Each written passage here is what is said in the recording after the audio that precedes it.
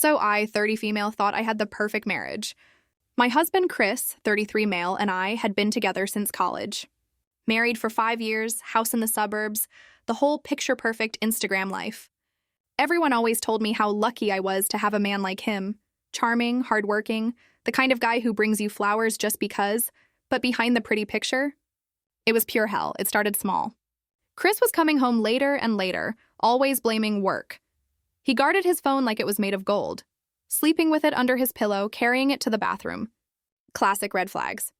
I kept brushing it off, convincing myself I was paranoid. Until one night he said he was working late. I drove past his office on my way home from visiting a friend, and his car wasn't there. My stomach dropped.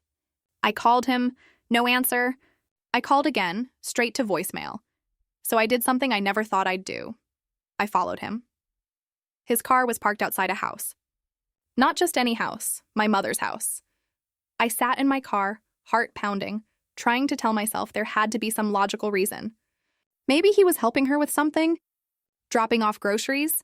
But then the curtains shifted, and I saw them, my husband, my mother, together. I swear my whole body went numb. I couldn't even move. Eventually, I drove away shaking so hard I could barely keep the wheel straight. The next morning, I confronted them both. Chris turned white. My mom? She didn't even look guilty. She crossed her arms and said, "Well, now you know." Like she'd been waiting for me to figure it out. It turns out they'd been sleeping together for almost 2 years, behind my back. In my mother's house. On holidays, when I thought Chris was working late, he was with her. Sometimes on the same days, we'd all had family dinners together. I felt sick. My own mother, the woman who raised me, had been sneaking around with my husband. I immediately filed for divorce. My dad was devastated. He kicked my mom out, but the betrayal broke him. My sister took my mom's side, saying I was being dramatic and that love is complicated. I went no contact with all of them. But here's the part that feels too crazy to even say out loud. A month after filing for divorce, I found out I was pregnant. And yes, it was Chris's baby. The timing was a nightmare. He begged me to work it out for the sake of the child. My mom begged too. I wanted to scream. I told them both to stay the hell away from me. Fast forward, I had my baby boy, and he's the only good thing to come out of this mess.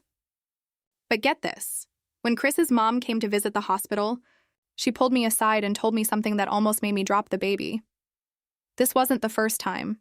Apparently, when Chris was in high school, he had a relationship with one of his mom's friends. A married friend. His mom said she always worried he had a thing for older women. So my mother wasn't some random exception. She was part of a pattern. I felt like my entire world had been rewritten. The divorce is final now. My dad refuses to speak to my mom. My sister still defends her. And Chris? He and my mom actually moved in together. They're still dating. I don't know if it's love, obsession, or just plain dysfunction. But I do know one thing. My son will never grow up thinking this is normal. Sometimes, I lie awake at night, still asking myself how my husband and my mother could do this to me.